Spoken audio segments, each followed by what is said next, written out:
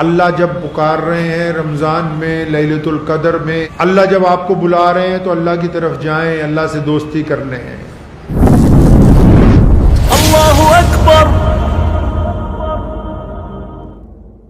اللہ تبارک و تعالیٰ نے قرآن پاک میں متعدد مفسرین نے اس بات کی تفسیر کی ہے۔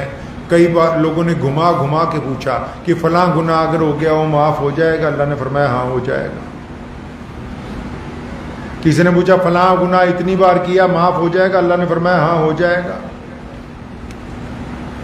کوئی گناہ ایسا نہیں ہے جس کو اللہ تبارک و تعالیٰ نے یہ کہہ دیا کہ یہ معاف ہی نہیں ہونا، یہ معاف ہو ہی نہیں سکتا۔ اب بندہ معافی مانگنے ہی نہ جائے، کسی کو توفیق ہی نہ ہو معافی مانگنے کی، کوئی چاہتا ہی نہ ہو کہ ہمارا دل بدل جائے۔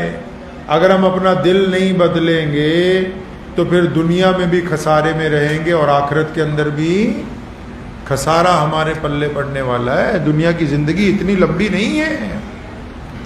توبہ جو لوگ کرتے ہیں نا مسجد میں آ کے، رمضان میں توبہ کرتے ہیں، اب مسجد کری جان یا اللہ توبہ یا اللہ توبہ، سویرے جاندے ہی دودھ 5 لیٹر پانی ملا دینا، اس توبہ کو کوئی فائدہ نہیں۔ یہاں کہتے رہے توبہ ہے توبہ ہے، صبح جاتے ہی باہر اپنی دکان کھولتے ہی پہلے تو گاہک کے ساتھ ٹھگی مار جائیں، تکڑی میں غلط تول لیں، اس توبہ کو کوئی فائدہ نہیں جو زور زور سے چلا کے کی گئی۔ نہیں نہیں نہیں، اپنے دل کو بدلنے کی ضرورت ہے۔ آپ اگر اپنے دل کو بدلیں گے، دنیا کو چھوڑ دیجئے۔ کئی لوگ یار دوستوں کے چکر میں پڑے کہ یہ تراویح نہیں پڑھتا میں نہیں پڑھوں گا، اس نے یہ نہیں کیا۔ بھائی صاحب وہ الگ پیدا ہوا تھا، آپ الگ پیدا ہوئے ہیں، اور جب تم مر جاؤ گے اس نے اپنی قبر میں جانا ہے، تم نے اپنی میں جانا ہے۔ سنا ہے کبھی کسی کے مرنے پہ کوئی دوسرا مر کے کہتا ہو کہ مجھے بھی اسی قبر میں دفنا دو؟ کوئی ہے ایسا؟ دوسروں کو دیکھ کے آپ اپنے اعمال کو برباد کر رہے ہیں۔ بہانے ڈھونڈتے ہیں کہ جی میری لات خراب ہے، جی میرے پیر میں درد ہو گیا، جی آج میری قبض ہو گئی، جی آج یہ ہو گیا۔ جتنے مرضی رمضان کے روزے چھوڑ لو، قبر میں جب دائیں پسلی ٹوٹ کے بائیں پر چڑھے گی سارا راز افشاں ہو جائے گا۔ تم دیکھتے رہو گے کہ روزہ بچانے آئے گا، روزہ رکھا ہوگا تو بچانے کے لیے آئے گا، نماز پڑھی ہوگی تو بچانے کے لیے آئے گی، قرآن پڑھا ہوگا تو بچانے کے لیے آئے گا۔ اللہ کے اذن سے کوئی چیز باقی نہیں ہے۔ جو مرضی بندہ اپنے آپ کو کر لے، چاہے ٹکڑے کر کے ہوا میں بکھیر دیا جائے، لیکن جب اللہ نے پوچھ تاچھ کے لیے بندے کو اکٹھا کرنا ہے تو ایک لفظ سے اللہ کے کم باذن اللہ کے بعد پورا سراپا بندہ اللہ کی عدالت کے اندر کھڑا ہوگا۔ اس لیے لوگوں کے چکر میں اپنے اعمال برباد نہ کریں، ٹھیک ہے جی؟ انشاءاللہ لوگوں کے چکر میں اپنے اعمال نہ برباد کریں۔ میں نے جمعے والے دن بھی کہا تھا کہ یار ایسی اولاد کے لیے ٹھگیاں مار رہے ہو جو تمہارے مرنے کے بعد کہتی ہے ابو نو جلدی دفناؤ۔ کس کے لیے ہم کر رہے ہیں؟ ساتھ کیا جانا ہے؟ ساتھ نیکی جائے گی۔ ہم ایسے لوگوں کے لیے دنیا کو دھوکہ دے رہے ہیں جو مرنے کے بعد اگر ٹائم زیادہ ہو، گرمی زیادہ ہو، کہیں گے کوئی نہیں لندن والے پھپھا بعد میں آتے رہیں گے، پہلے دفناؤ، قبر پہ فاتحہ پڑھ لیں گے جا کے۔ ابھی یہ تو وہ ہیں جن کے لیے تو لوگوں سے لڑتا رہا، جن کے لیے تو نے 1-1 روپے کے لیے جھگڑا کیا، مار پیٹ کی ہے، جن کے لیے بینک کے اندر پیسے رکھے، جن کو خوش کرنے کے لیے نمازیں چھوڑی، سحریں کروائیں ان کو۔ یہ تو وہ ہیں جن کے لباس سلنے کے لیے تم نے اپنے لباس کے ٹکڑے کر دیے، جن کا پیٹ بھرنے کے لیے تم نے اپنی روٹی کو چھوٹا کر دیا۔ یہ وہ ہیں تجھے مرنے کے بعد سب سے پہلے کمرے میں بھی نہیں کہتے بیڑے میں لے آؤ اسے۔ یہ وہ ہیں جو مرنے کے بعد کہتے کہ نہیں نہیں اب تو ہمارا اس کا ساتھ یہیں تک تھا۔ کتنے لوگ ہیں بتاؤ ذرا جو اپنے باپ کی قبر تک، اپنے ماں کی قبر تک جاتے ہوں روزانہ؟ کوئی نہیں ملے گا، کوئی نہیں ملے گا آپ کو ایسا۔ تو اس لیے جن کے چکر میں گناہ کر رہے ہیں وہ یہ با وفا نہیں ہے. دنیا کی قسمت میں اگر وفا ہوتی, اللہ نے فرمایا کہ اگر دنیا اللہ کو محبوب ہوتی ذرہ برابر بھی, پھر کسی کے پلے کچھ نہ پڑتا.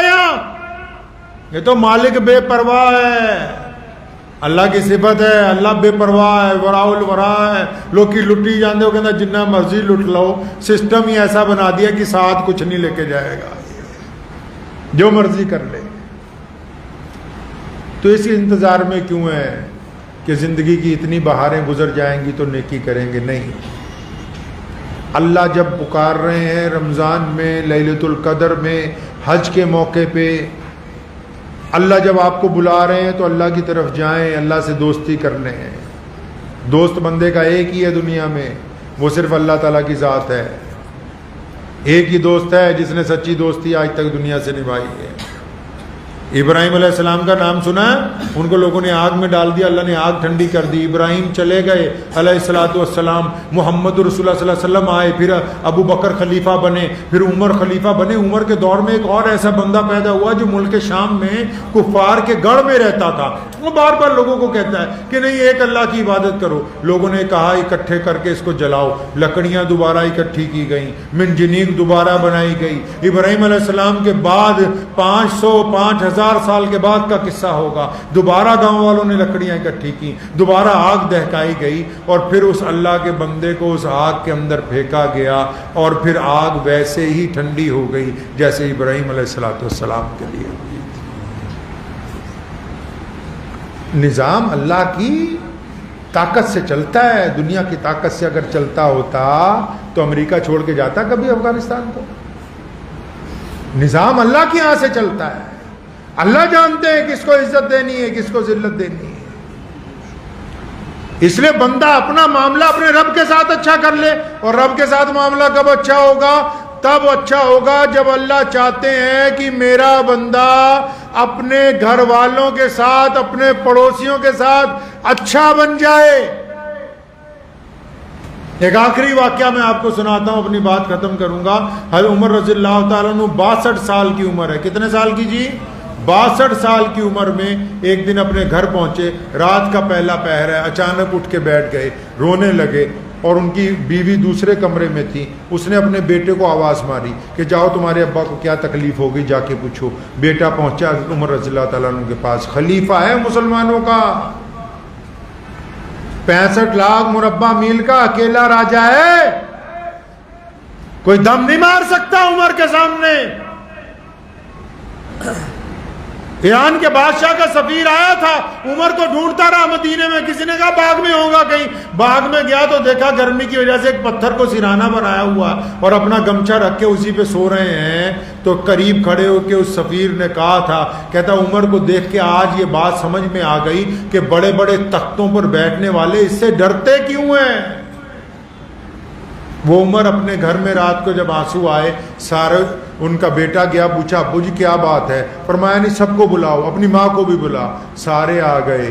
پوچھا کیا بات ہے, کیوں پریشان ہو؟ فرمایا پریشان میں اس لیے ہوں کہ آج جب میں مسجد نبوی سے نکلا مجھے کئی لوگوں نے کہا کہ عمر اللہ بھی آپ سے راضی ہے, اللہ کی مخلوق بھی آپ سے راضی ہے. اللہ بھی راضی, اللہ کے بندے بھی آپ سے راضی ہیں. آپ تو کام اتنے اچھے کر رہے ہیں, بیواؤں کو کھانا پہنچاتے ہیں, یتیموں کی خبر گیری کرتے ہیں, بیماروں کا آپ علاج کراتے ہیں, ظلم کرنے والوں کا آپ خاتمہ کرتے ہیں, آپ لوگوں کے لیے نئی نئی چیزیں بنا رہے ہیں. آپ سے تو اللہ بھی راضی ہے, اللہ کے بندے بھی راضی ہیں. فرمایا اس وقت سے بڑا پریشان ہوں, بڑا دل دکھ رہا ہے کہ اللہ بھی راضی ہے, اللہ کے بندے بھی راضی ہیں. تو میرے دل میں خیال آیا عمر کیا تیرے گھر والے بھی تجھ سے راضی ہیں کہ نہیں؟ گھر والے راضی ہیں کہ نہیں؟ بیٹوں نے, بہوؤں نے, بچوں نے, سب نے کہا کہ امیر المومنین ہم آپ سے راضی ہیں. ابھی سب کہہ رہے ہیں راضی ہیں. اتنی دیر میں عمر رضی اللہ تعالیٰ عنہ کی اہلیہ نے کہا ہاں عمر میں تجھ سے بہت کڑتی رہی, میں تجھ سے راضی نہیں, میں نہیں راضی تجھ سے. میرے بھی بڑے ارمان تھے، تو ساری زندگی دین کے کام میں لگا رہا، سارا دن مسجد میں، سارا دن میدان جہاد میں، اور ساری رات تو نقاب پہن کے مدینے کی گلیوں میں پھرتا ہے کہ کوئی غریب نہ ہو، کوئی بھوکا نہ ہو، کوئی مسکین نہ ہو۔ عمر میرا تو حق مر گیا بیچ میں، میرے بڑے ارمان تھے کہ کاش تیرے ساتھ بیٹھ کے کچھ باتیں ہوتی، کاش تیرے ساتھ بیٹھ کے کچھ لمحے ہوتے، میں کچھ اپنا دکھ درد بانٹتی، تیرے روب کی وجہ سے کبھی کہا ہی نہیں۔ عمر رضی اللہ تعالیٰ نے اپنی اہلیہ کی طرف متوجہ ہوئے، فوراً کہا کہ میں تیرے سے معذرت، بیوی سے معافی نہیں بلکہ اپنی جو کوتاہیاں ہیں ان کی معذرت کر رہے ہیں۔ میاں بیوی کا تو رشتہ ایسا ہوتا ہے کہ ہر غلطی جو ہے 10 منٹ کے بعد رضامندی میں تبدیل ہو جاتی ہے۔ فرمایا چل تو اللہ واسطے مجھے معاف کر دے، ساری زندگی نکل گئی، اللہ تبارک و تعالیٰ تجھے بھی اجر کریں گے۔ فرمایا نہیں پہلے ایک وعدہ کر مجھ سے۔ کس کی بیوی کہہ رہی ہے؟ امیر المومنین کی۔ فرمایا نہیں پہلے مجھ سے ایک وعدہ کرو۔ فرمایا ہاں بتا کیا وعدہ؟ فرمایا کہ کل قیامت کے دن جب اللہ تعالیٰ تجھے جنت میں بھیجیں گے، جب اللہ تیرے حق میں فیصلہ کر دیں گے، عشرہ مبشرہ میں سے ہیں عمر رضی اللہ تعالیٰ عنہ، فرمایا جب وہ تیرے لیے فیصلہ کریں گے، میرا ہاتھ پکڑ لیے ساتھ میں اور میری سفارش کرنی ہے اللہ کے سامنے کہ میری اہلیہ کو جنت میں ساتھ میں جانے دو۔ عمر رضی اللہ تعالیٰ نے وعدہ کیا، فرمایا میں وعدہ کرتا ہوں۔ عمر جیسا امیر المومنین مسلمانوں کا خلیفہ اس بات کو سمجھتا ہے کہ اگر اللہ راضی ہو جائے اور پوری دنیا راضی ہو جائے، میرے گھر والے ناراض ہیں تو اس کا مطلب نہ اللہ راضی ہے نہ دنیا والے راضی ہیں۔ تو اس راز کو آپ سمجھ لیں کہ اللہ کی رضامندی کس میں ہے جی؟ اس نماز میں ہے جو آپ کے گھر والوں کو آپ سے راضی کر دے، اس نماز میں ہے جو آپ کے پڑوسی کوئی بھی، چاہے ہندو بھائی ہے، سکھ بھائی ہے، دلت بھائی ہے، کوئی بھی ہے۔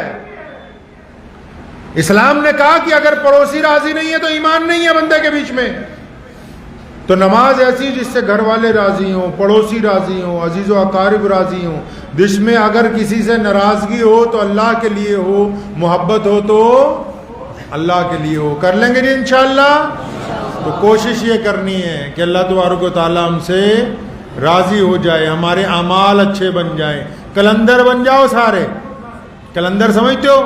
آپ سمجھتے ہو کلندر وہ ہوتا ہے جس کے کپڑے نہ ہو، 2-4 تسبیح گلے میں ڈال رکھی ہو اور ایک بڈیا سوٹا چفڑیا ہوئے جوڑ دیا حق اللہ۔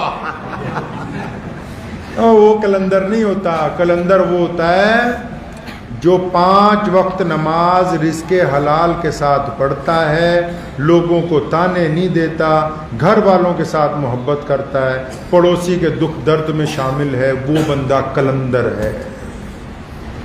اے مولا کریم آج کی رات اس مسجد میں بیٹھ کے یا اللہ جتنے لوگ اور آن لائن ساتھ میں ہیں، ہم اپنے گناہوں کا اقرار کرتے ہیں۔